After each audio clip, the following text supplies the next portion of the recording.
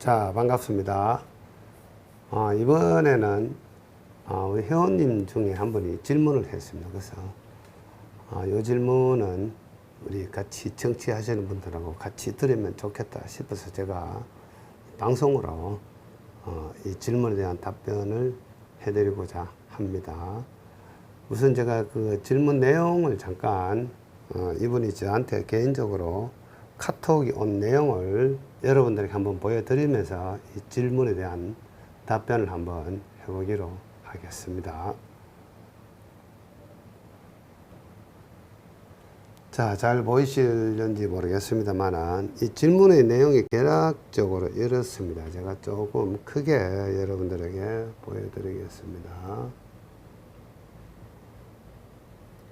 옆에 이 이모티는 이분이 조금 젊으셨는데 작년인가 그 처대를 이렇게 아마 아들인지 딸인지 잘 모르겠는데 본인의 그 애 사진을 이렇게 이제 보여주고 있네요.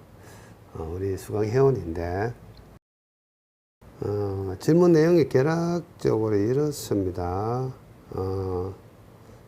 선생님 강의 듣다가 한 가지 의문이 생겼는데요. 양압력 강의 중에서 사질 집안에서 액상화에 의한 전단 공도가 거의 0이 된다는 것을 알겠다. 이때 건물 하부의 말뚝이 왜 손상되는지 모르겠다. 강의상으로는 집안이 기둥을 받치지 못했다고 했는데 말뚝의 입장에서 어떤 힘이 들어와서 손상이 되었다면 이해가 되는데 오히려 모래 집안 강도가 0이 되면 말뚝에 미친 힘이 없지 않나요? 이렇게 질문을 했습니다. 자, 주변 집안의 강도가 0이 되니까 전체적으로 집안이 흔들려서 말뚝이 손상된다는 말인가요? 이렇게 이제 질문을 했습니다. 자, 요거 지우고 여러분들이 천천히 같이 한번 보시기 바랍니다. 아주 중요한 이야기죠. 요거 요거 제가 상세하게 설명을 드리겠습니다. 이분이 이제 공부를 아주 열심히 하시는 분인데 저에게 자주 질문을 합니다. 그래서 제가 이렇게 대답을 많이 합니다. 공부하다가 어느 순간까지 공부하고 너무 깊이 이해하려고 하지는 말아라. 그냥 인정하고 가는 것도 좋은 방법이 되겠다. 이렇게 이제 이야기를 했는데 그래도 이분은 계속해서 이제 공부한 게 많죠. 자, 요 내용은 제가 여러분들에게 그냥 구도상으로 설명하기는 좀 그렇고 판서를 조금 해가면서 여러분들에게 설명을 드려보기로 하겠습니다.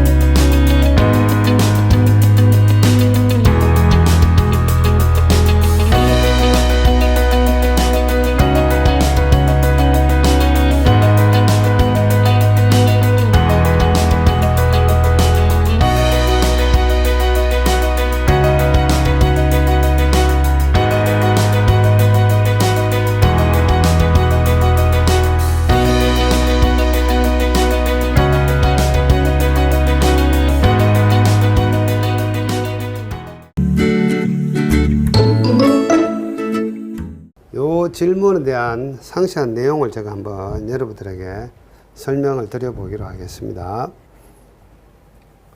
자, 그렇다면 이제 제가 이 질문처럼 건물과 말뚝을 같이 그려놓고 여러분들을 같이 한번 보기로 하죠. 자, 그래서 자, 여기에 이런 건물이 있습니다. 건물이 있고 제가 말뚝 하나만 그리겠습니다. 많은 말뚝이 박혀 있겠지만 자, 이런 말뚝이 여기에 박혀 있다. 이렇게 한번 생각해 보기로 하겠습니다. 그래서 이 집안은 이를테면 뭐 사질 집안이다. 또는 사질하고 점토하고 뭐 혼합되어 있는 집안일 수도 있겠죠. 자, 우리가 만나는 집안이 100% 사질 집안이고 100% 점토 집안이고 이런 건 잘 없죠. 섞여 있죠. 자, 그래서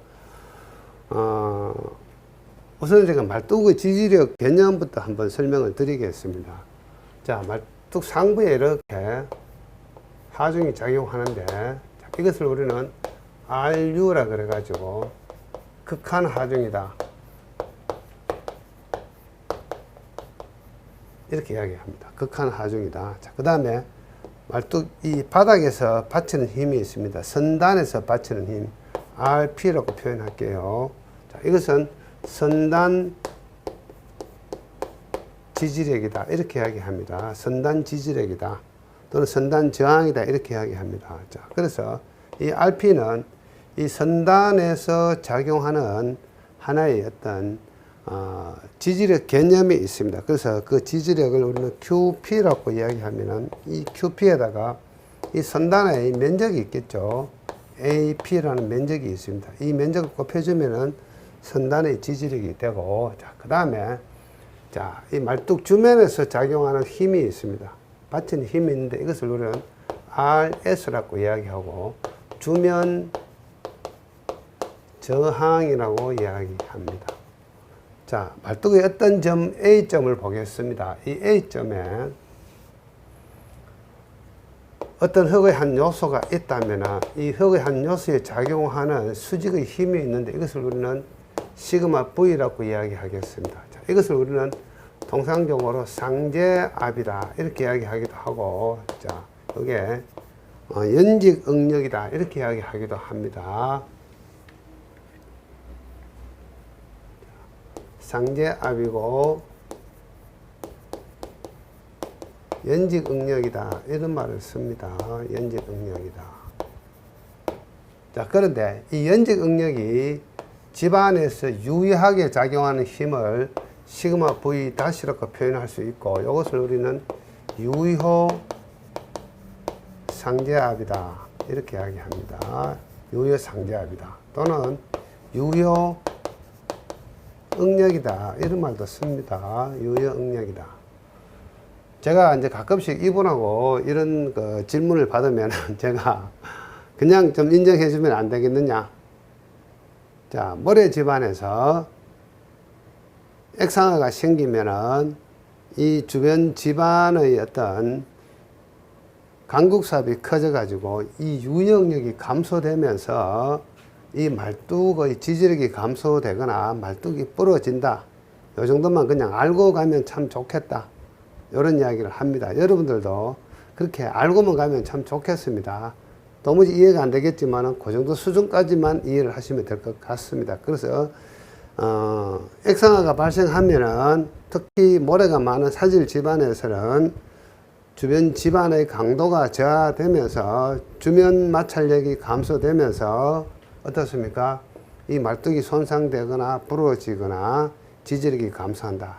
이렇게만 이해를 하면 참 좋겠습니다. 자, 그래서 일단은 자, 여기 극한 하중이 있는데 이 극한 하중은 뭐가 견디느냐 하면은 이 선단에 있는 선단의 지지력하고 그 다음에 이 주면에서 저항하는 힘 RS, 일단은 이거 뭡니까? 정의 주면 마찰력이죠. 이것들이 견디고 있는데 액상화가 발생하면은 이것이 감소가 된다. 뭐가? 주면에 있는 이 마찰력, 주면 저항이 감소가 되면서 전체적으로 이것이 극한 하중이지만 이 견딘 힘의 개념을 봤을 때는 극한 지지력 개념이 되겠죠. 이 극한 지지력이 감소되면서 이 말뚝의 본 목적보다는 다르게 지지력이 감소되면서 상부 하중을 견디지 못한다. 이 정도까지만 이해를 하면 참 좋겠습니다. 자, 그렇지만은 기왕에 질문이 들어왔기 때문에 조금 디테일하게 설명을 드리기로 하겠습니다. 자, 여기에서 이 유역력은 어떻습니까? 전체 전응력에서 간극수압을 빼준 값입니다. 빼준 값. 자, 그래서 이 모래 집안에서 액상화가 생기면은 자, 주변에 있는 강국수들이 이렇게 올라오면서 위로 올라오면서 여기 있는 입자들을 옆으로 밀어내면서 어떻습니까? 간극수압이 커지겠죠. 그래서 여기서 보면은 이 간극수압이 계속 커지면은 어떻습니까? 전체적으로 이 유역력이 감소되면서 이 주변 저항이 감소가 된다. 그래서 결국은 이 지지력, 전체 지지력이 감소가 된다. 이렇게 생각하시면 되겠습니다. 자, 그래서 이번에 지금 잘 이해가 안 되는 부분이 있습니다. 자, 이 주변의 집안이 말뚝에 영향을 줘가지고 말뚝이 해로운 작용을 한다고 생각하시는데 정반대입니다. 자, 말뚝의 어떤 하중 전달 개념이 있습니다. 어떤 개념이 있느냐 하면은, 자, 여기 있는 W라는 하중이 어떻습니까? 쭉 밑으로 내려가죠. W라는 말뚝의 하중, 힘이 쭉 내려가서 이 힘들이 주변 집안으로 이렇게 전달이 되는 겁니다.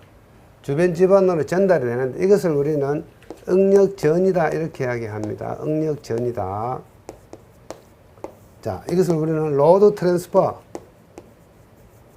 트랜스퍼라고 이야기합니다. 또는 스트레스 트랜스퍼, 즉 응력전이 하중전이, 로드 트랜스퍼 그러면 하중전이고요. 스트레스 트랜스퍼 그러면 응력전입니다. 같은 말이죠. 그래서 하중전이 또는 응력전에 의해서 이 말뚝에 미치는 힘들이 주변 집안으로 전달이 되고 이 주변 집안이 말뚝에서 오는 이 힘들을 받아주어야만이 말뚝이 견딥니다. 그것을 우리는 한마디로 주변 저항이다 또는 이것을 다른 말로 표현하면은 마찰력이다 이렇게 이야기할 수 있겠죠. 마찰력이다. 요거하고 선단에서 받치는 선단 지지력이 합쳐가지고 말뚝의 지지력이 구성이 됩니다. 자, 그러면은, 자, 이 주변 집안이 약하면은, 강도가 적으면은, 여기서 넘어오는 힘을 받아주지 못하기 때문에, 주변 집안의 강도가 약해지면 받아주지 못하기 때문에, 이 말뚝의 지지력이 감소가 된다. 이렇게 여러분들이 메커니즘적으로 이해를 하셔야 됩니다. 자, 그러면은, 여기서 이제, 자, 이 주변 집안이 왜 마찰력으로 작용하는가, 그 작용 원리를 다시 한번 제가 깔끔하게 한번 설명을 드려 보겠습니다. 자, 다시 한번 이걸 지우고, 자, 여기서 말뚝에서 힘이 이렇게 넘어옵니다. 넘어오면은, 자, 이 말뚝에는 이 반대쪽에서 반작용의 힘이 있겠죠. 반작용의 힘. 자, 이 반작용의 힘은 어느 정도 크기 있냐. 자, 쉽게 이야기하면은, 자, 위에서 내려오는 이 상계 하중의 응력값이 있는데 그때 유효한 연직 응력 시그마 V, 요거는 뭐라 그랬습니까? 전체 응력, 전 응력에서 간극수압을 뺀 값이라고 이야기했죠. 자, 요 값이 있는데, 자, 요 수직의 힘이 수평의 힘으로 바뀌기 위해서는 여기에 K라는, 자, 토합 계수가 붙는다. 자, 그래서 이 힘들은 어떻습니까? 이 힘들이 이 마주오는 이 힘을 받아주고 있다. 이렇게 생각하시면 되겠습니다. 받아주고 있고, 자, 그 다음에 이 말뚝과 흙 사이에는 이러한 델타라는 말뚝과 흙의 마찰각이 있습니다. 마찰각이 있죠. 자, 그리고 나서 이 마찰각이 있다면은 이 빨간색의 힘들은 어떻습니까? 이 방향으로 이렇게 변환이 가능하겠죠. 그래서 이 힘들은 어떻게 됩니까? 이 K에다가 시그마 V 다시를 하고 그 다음에 탄젠트 델타를 해주면 이제 수직의 힘으로 바뀌는데 요것들이 뭡니까? 하나의 저항력으로 작용을 하는 거죠. 저항력으로 작용을 한다. 요것들이 다른 말로 표현하면은 마찰력이죠. 어떤 마찰력입니까? 말뚝 주면에서 작용하는 마찰력의 값이 되는 겁니다. 자, 그러면 요 힘이 어떻게 작용한다고요? 이 방향으로 이렇게 작용을 합니다. 그런데 또 이 흙에 만약에 점토 성분이 조금 있다면은 C 값이 또 존재하겠죠. C 값. C 값이 존재하고 C 값 앞에는 알파라는 어떤 말뚝과 점토의 어떤 부착 관련 어떤 개수값이 있습니다. 그래서 알파 C라고 이야기하고 요 두 개를 더해 주면은 뭐가 되느냐 하면은 이 방향으로 작용하는 FS 값, 즉 말뚝의 주면 저항 값이 되더라. 요게 엄청 중요하죠. 요게 엄청 중요합니다. 그래서 요게 말뚝에서 작용하는 마찰 성분이 된다. 그러고 나서 이 말뚝 전체의 어떤 둘레 면적, 주면적을 곱해주면 어떻게 됩니까? 이 값에서 말뚝 전체의 주면적을 곱해주면은, 즉, 자, 주면장 아래에서는 결국은 이 fs 값에서 as라는 주면의 면적을 곱해주면은 주면 마찰력이 되는 거죠. 그래서 이 두 개를 합쳐가지고 선단 지지력하고 주면 저항력을 합쳐가지고 우리는 전체 극한 지지력 RU 값이 되는 거고, 이 RU 값을 안전율로 나누어 주면은 결국 이게 뭐죠? RA, 이 말뚝의 허용 지지력 값이 된다. 자, 그래서 이 흙이 말뚝에 해로운 작용을 하는 게 아니고 흙이 말뚝에 이로운 작용을 한다. 자, 그래서 이 흙이 강하면 강할수록 이 말뚝의 힘이 흙으로 전달되는 전이 되는 힘의 크기는, 그것을 응력 전이 함수라고 이야기하는데, 힘의 크기는 자, 지표면에 가까울수록 전달이 많이 되고 지표면에서 깊을수록 전달이 좀 적게 되는 이런 개념. 자, 그래서 지표면 가까운 데서 힘의 전달이 크고 내려갈수록 힘의 전달이 점차적으로 적어지는 것을 우리는 정의 주면 마찰력이다, 이렇게 이야기합니다. 근데 이 집안에 힘이 없어 가지고 어떻습니까? 자, 이런 식으로 깊이로 가면 갈수록 힘의 전달량이 지표면은 적고 더 깊은 곳으로 갈수록 힘의 전달량이 커진다. 이렇게 커지면은, 자, 이것은 부의 마이너스의 주면 저항이라고 이야기하고, 어느 정도 중립점까지 가면은, 이 중립점에 도달하면은 다시 이것이 어떻습니까? 자, 깊이별로 갈수록 힘의 전달량, 전이량이 감소된다. 그러면 이 하부는 어떻습니까? 이것은 정의 주면 마찰력 값이 된다. 요게 말뚝의 지지력 개념입니다. 그래서 이런 메커니즘을 알면은 여러분들 어떻습니까? 뭐 부의 마찰력이라든가 주면 저항이라든가 지금까지 시험 문제 많이 나왔죠. 그런 것들을 여러분들이 이렇게 메커니즘적으로 이해를 할 수가 있다. 이렇게 생각하시면 되겠습니다. 자, 질문하시는 우리 회원님 어떻습니까? 자, 우리는 공학자고 우리는 기술자고 토목 기술자입니다. 그래서 공부하실 때 적어도 이러한 원론적인 거, 원리적인 거, 이론적인 걸 좀 아셔야만이 우리는 이해를 할 수가 있습니다. 그래서 이 공학을 일반 상식처럼 생각하시면 안 됩니다. 흙이 말뚝에 영향을 미친다고 생각하시면 안 되고, 흙이 말뚝에 이로운 작용을 하는데, 이 흙의 어떤 강도가 적어지면 어떻습니까? 말뚝의 주면 저항, 주면 지지력이 감소를 한다. 자, 정리를 하겠습니다. 자, 여러분들은 이렇게까지 깊이 있게 아시면 좋겠지만은 도저히 모르면은 요 정도 수준을 알고 계셔야 됩니다. 자, 건물 밑에 말뚝이 박혀 있는데, 자, 지진이나 이런 진동이 해서 강국수압이 올라오면서 이 말뚝 주면의 흙의 강도가 감소가 되면은 말뚝의 주면 저항이 감소되면서 전체적으로 말뚝의 지지력이 감소되는 겁니다. 자, 그래서 상부의 이 하중을 견디지 못하는 것은 말뚝이 지지력이 약해졌다, 이렇게 생각하시면 되겠고, 더 심해지면은 말뚝이 부러지거나 손상이 일어난다, 이렇게 이해를 하시면 되겠습니다. 자, 여기서 제가 실제 현장에서 제가 경험한 내용을 한번 말씀을 드리고 싶은데, 그러면 이야기가 더 길어집니다. 이 유튜브 방송요, 이야기 길어지면 여러분들 안 듣죠? 또 어렵게 이야기하면 또 안 듣습니다. 자, 이것도 좀 어렵습니다. 사실은 어렵지만은 그래도 기술사 공부한다면은 요 정도 수준까지는 개념적으로 알아야만이 말뚝과 관련된 대부분의 이야기를 여러분들이 이해를 하고 노트를 만들 수가 있습니다. 자, 요 정도 하고 요 질문에 대한 답변은 마치는 걸로 하겠습니다.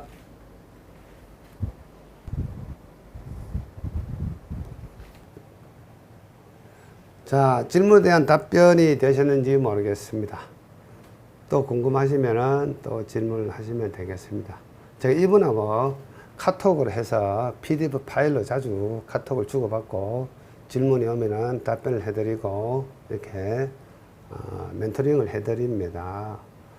여러분들도 우리 아이올리고 수강하지 않으셔도 좋습니다. 누구든지 이런 식으로 궁금한 게 있으면은 저에게 개인적으로 카톡을 주시거나 또는 이 영상 하부에 게시글이 있는데 게시글에 보시면은 올리고 SNS라 그래가지고 거기에 들어오시면은 여러분들이 질문도 하시고 답안도 보낼 수가 있습니다. 답안도 여러분들이 사진을 찍어서 보내주시면은 제가 우리 아이올리고 수강회원이 아니다 하더라도 제가 여러분들에게 그 흔히 말하는 그 답안 클리닉이라 그럽니까?